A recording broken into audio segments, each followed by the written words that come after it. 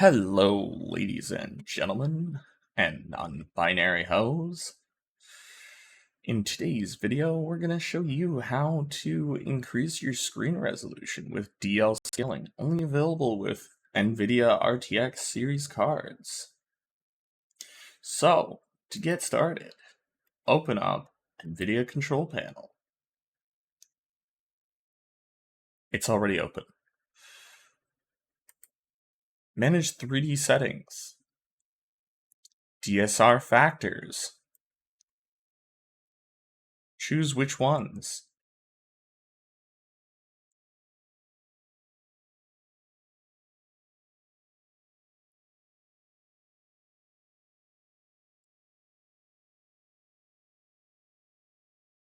Hit apply.